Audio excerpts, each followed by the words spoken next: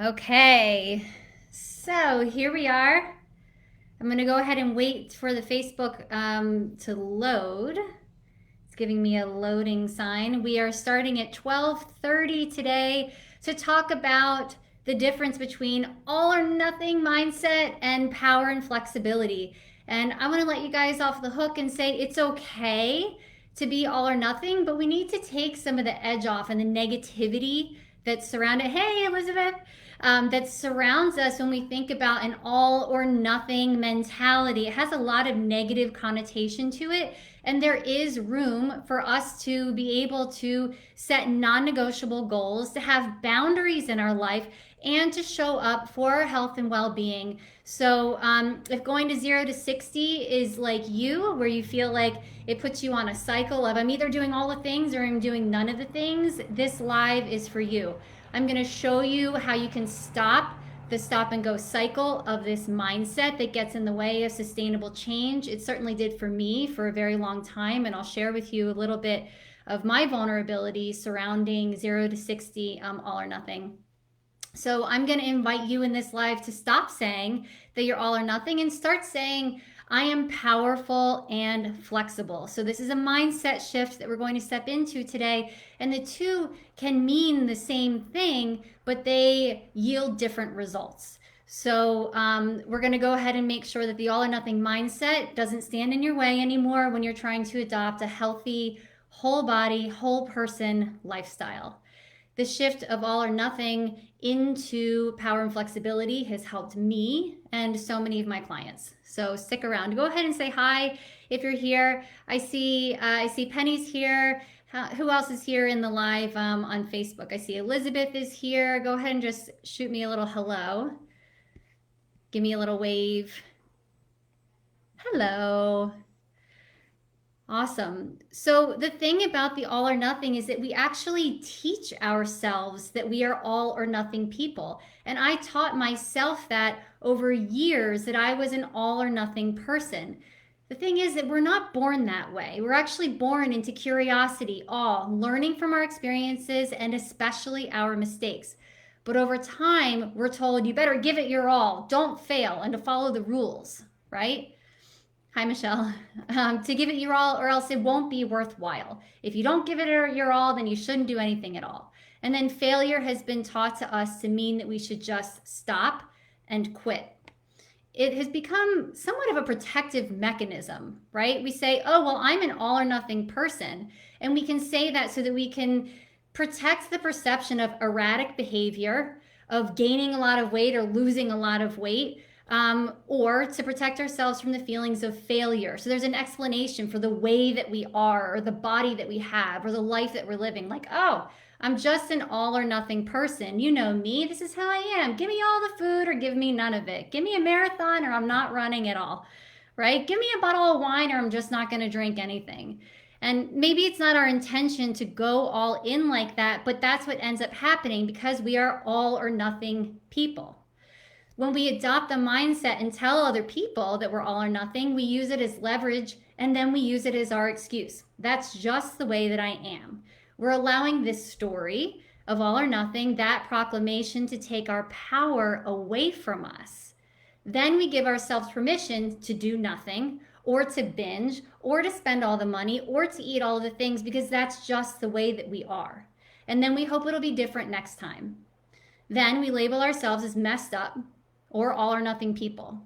Does this resonate with any of you? You believe you're an all or nothing person, and then on top of it, you give yourself the business and think that you're a bad person because that's the way that you are. Right? There's this thing that happens, this psychological reversal, where we decide that we're an all or nothing person, but on top of it, we have negative beliefs about the person that we believe we are. Yeah. Betty says, that's why I stopped buying wine for the house.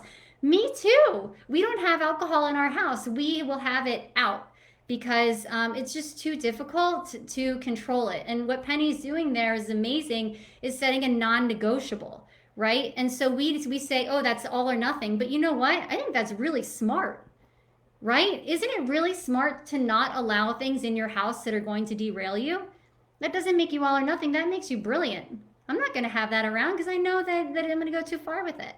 right? So we get to explore what the in-between is, which means that you're actually pretty smart making conscious decisions for yourself. The problem is that when we describe our own behavior as all or nothing, we also believe it to be true, and we will perpetuate the cycle with the negative belief that I am an all or nothing person. That's just the way that it is now and forever.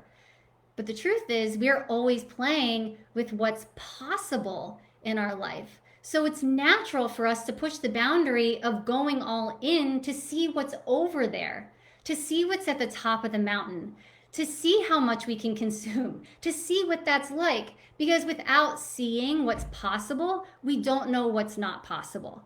You are curious as an all or nothing person, right? To know what success feels like. You want to know what that feels like. Hi, Tony Ann. Because when we feel success, we get a rush, and that feels really good. Of course, we want to know what success feels like. But what stands in the way of continued success is the perception that if we don't continue to do it that hard all of the time, we failed. All or nothing makes failure feel like the end. Failure's the end. I'm a failure. That's it. But failure leads to learning, right? I didn't get it right, so what am I going to do the next time? I didn't get to do it as hard as I did before, so what does that mean about me? We can be reflective about that. There's two types of people that come to see me. So I want you to think about the two types of people. I'm going to describe person A and person B, and I want you to let me know in the comments if one or both of these sounds like you. Okay, you guys ready? All right, type A is the self-proclaimed all or nothing person who wants the all or nothing plan. They have a hard time seeing the gray area. They want results right now, and they want to put in hard work so they can look good for this event coming up or this thing that's going to happen. So that's one type of person that usually comes to see me.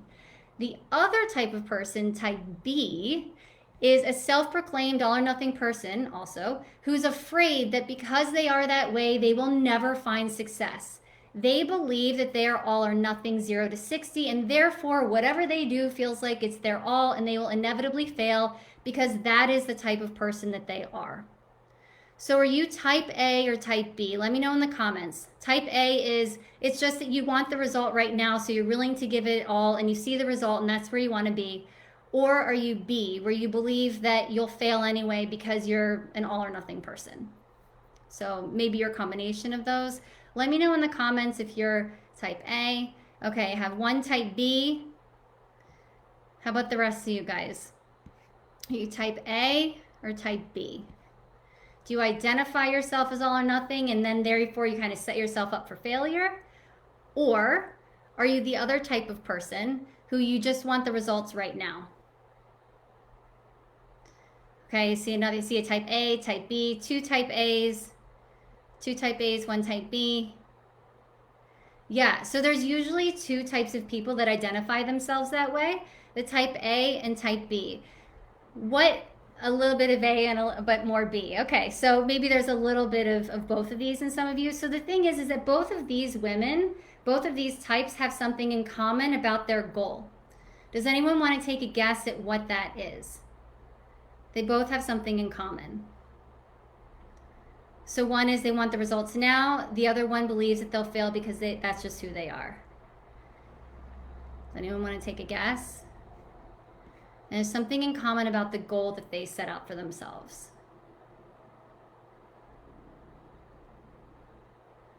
And I'll give you a hint. It has to do with the result.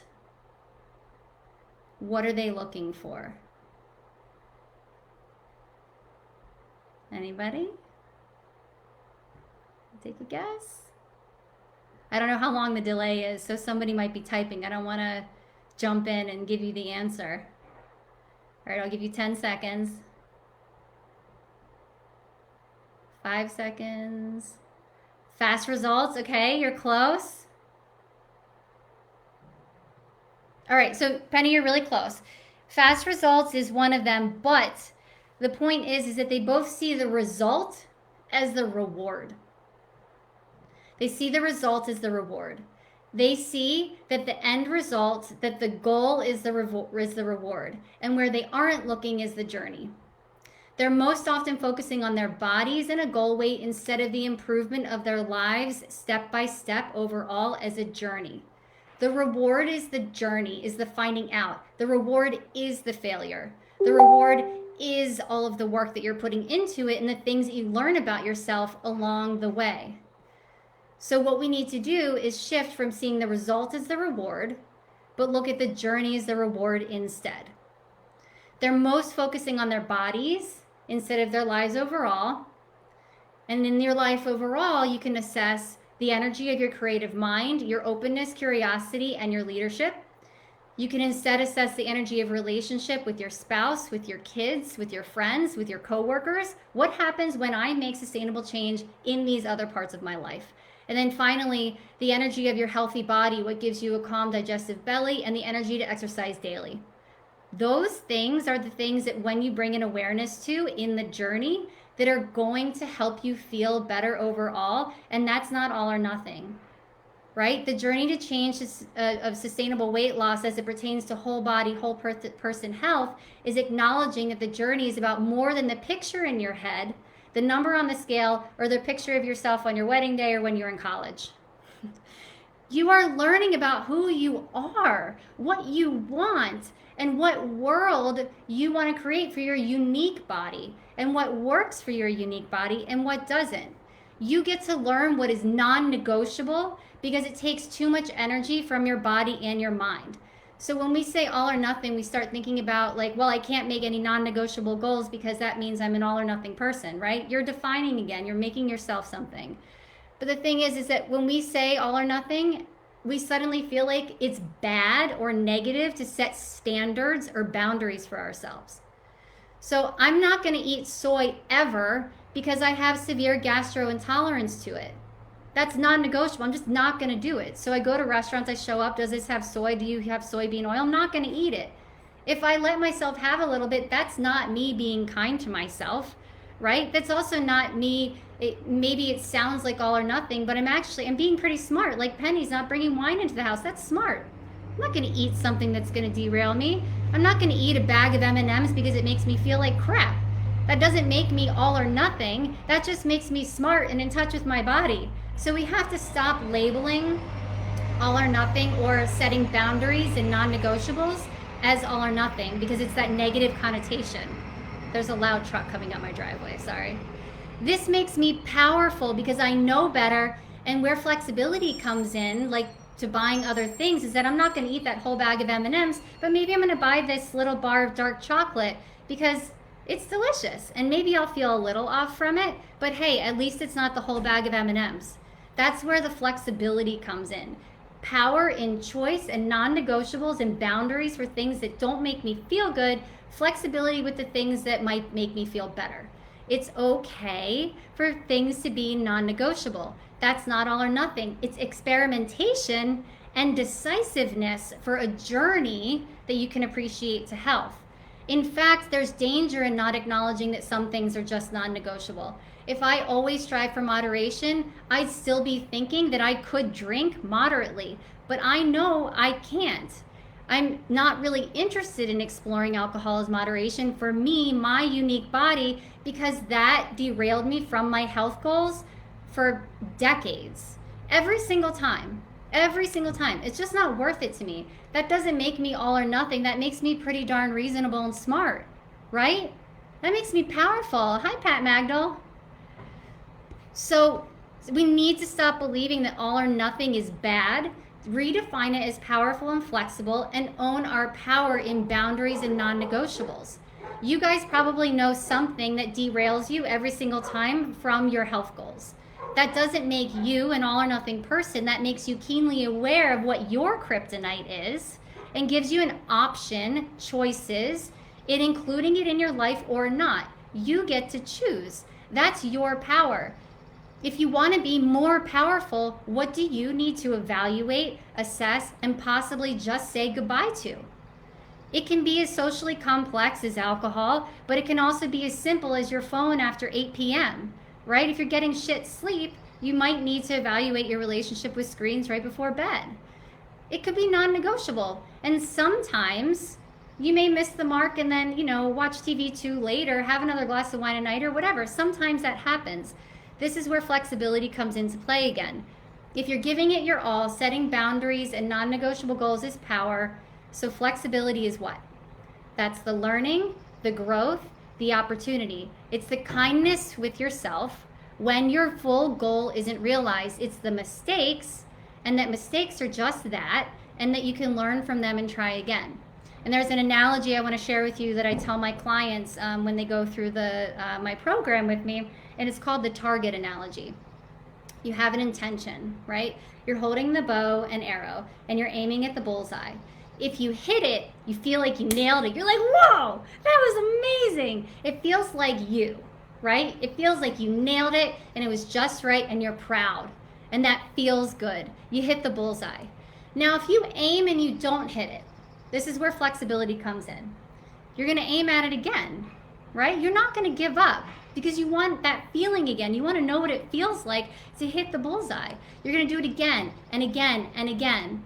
And maybe you look at the person next to you who keeps hitting it and you take some tips from them. Or maybe you watch somebody else, or maybe you look it up in a book, or maybe you study it. But maybe you want it so bad that you try it again and again, and then boom, bullseye, right? That feels like you, and you want that every time. So why wouldn't you give it your all, your power, to want it every single time? And then just be okay with some days you might not hit it again because life is like that.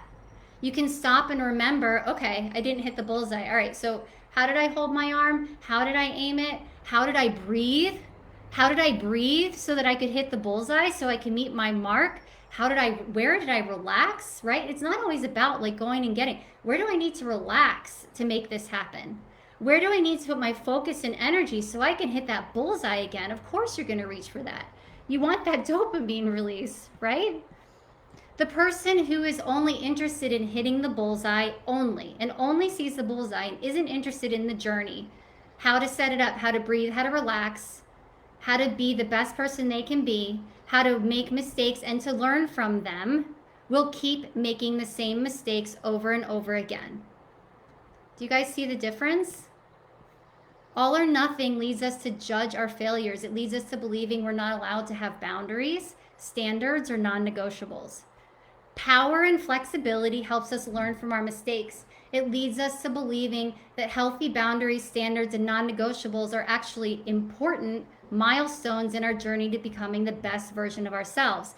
And you hit it over and over again, and then it becomes a habit. I work with women who have all or nothing mentalities to embrace power and flexibility so they can reach their health goals with confidence.